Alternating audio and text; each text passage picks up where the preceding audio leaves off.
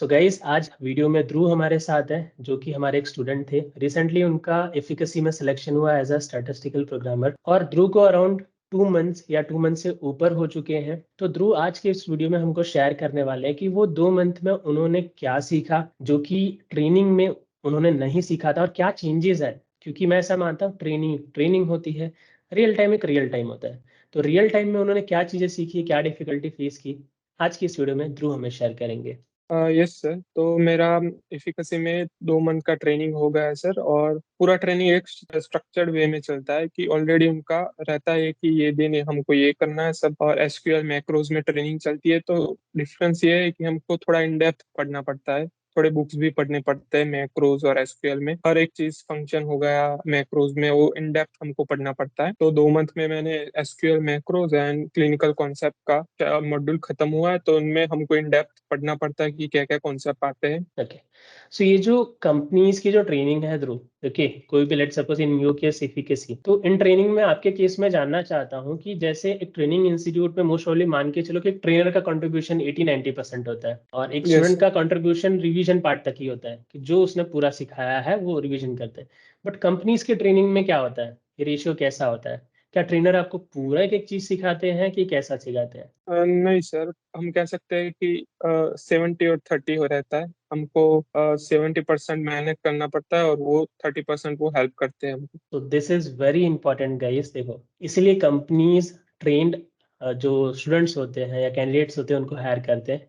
क्योंकि कंपनी जब आपको ट्रेनिंग देती है तो 30% आपको ट्रेनिंग देती है, नो डाउट। वो एक स्ट्रक्चर रेडी करती है जो 100% का ही होता है, राइट। बट उस स्ट्रक्चर में आपको सब चीजें रेडी रहती है, बट वो आपको बताएंगे 30%, 70% आपको करना रहता है। क्योंकि उन्होंने भी यही सोच के आपको हायर किया कि आप ट्रेंड हो, आपको नॉलेज है, जस्ट आपको ग्रूम करना होगा, एक शार्पन करना होगा। तो आपको शार्प करते हैं एक तरह से उस रोल के लिए।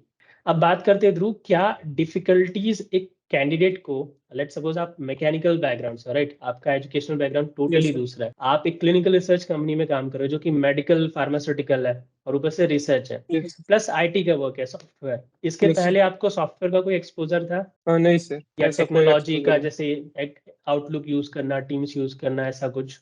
यस सर, पहले हम मतलब ट्रेनिंग चल रही थी उसमें मैं टीम्स यूज करता था, बस उतना ही नॉलेज था। ओके, जो मैं ट्रेनिंग देता था उस टाइम पे जो यस सेशंस सर। होते थे उसी का, उसके यस। पहले का कोई एक्सपोजर नहीं? यानी नहीं नहीं टेक्नोलॉजी नहीं आपके लिए मतलब पूरी नहीं होती।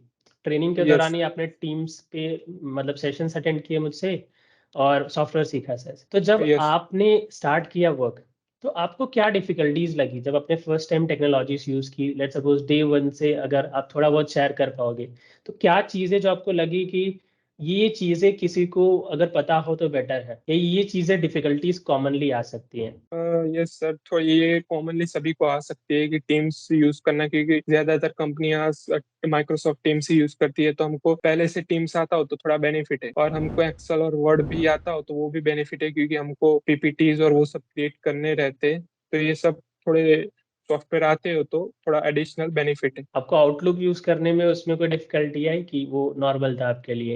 यस सर, थोड़ा नॉर्मल था क्योंकि मैंने पहले से सीख लिया था आउटलुक। और जैसे कि कोई आपको इंस्ट्रक्शन दे रहा है, तो आप उसको कैसे फॉलो करना है, कैसे एग्जीक्यूट करना है, कैसे चीज़ों को उन स्ट्रक्चर वेज में रखना है फाइल्स को, उसमें आपको कोई डिफिकल्टीज है कि मतलब उसमें कुछ खास आपको नहीं difficulties I?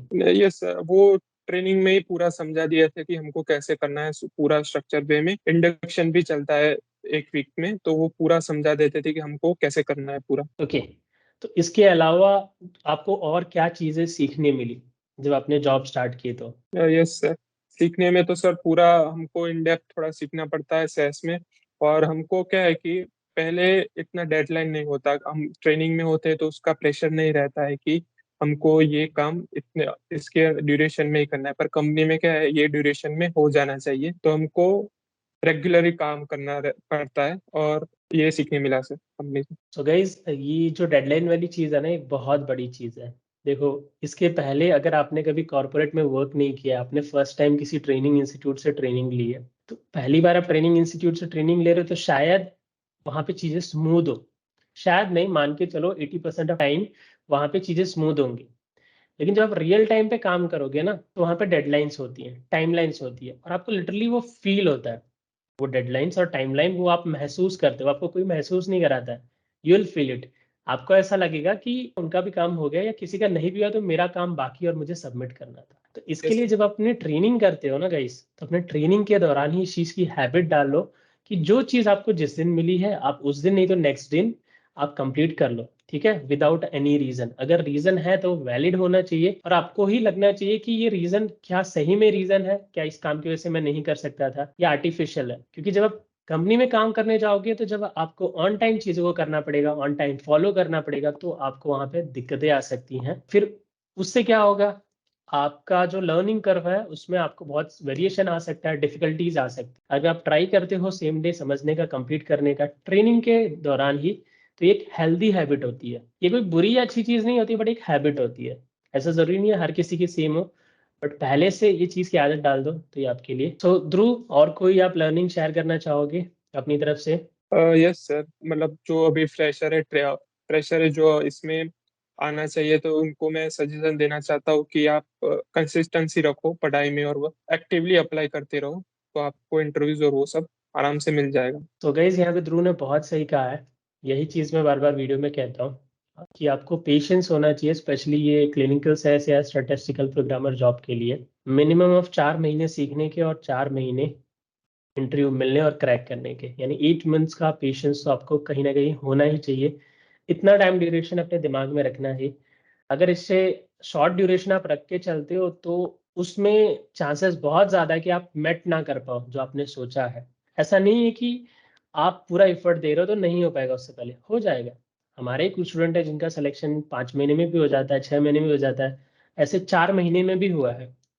Okay, I think Shubham माने करके एक स्टूडेंट थे, उनका 3 या 4 महीने में हुआ था, and he is working in Kotak. तो ऐसा नहीं, ऐसा होता है। बट मैं आपको वो रेशियो बता रहा हूँ जो एक्चुअल रेशियो है। जब मैंने बहुत सारे स्टूडेंट्स को पढ़ाया, उनका सिलेक्शन का वो देखा एक कर्व, तो एक स्वीट स्पॉट जो आता है वो 8 मंथ्स का आता है। मार्केट अच्छी कंडीशन में है, बुरी कंडीशन में है, किसी भी कंडीशन में, अगर आप एक्टिव हो 4 मंथ्स लर्निंग के और 4 मंथ्स अप्लाइंग और क्रैकिंग के, तो आपको हो ही जाएगा।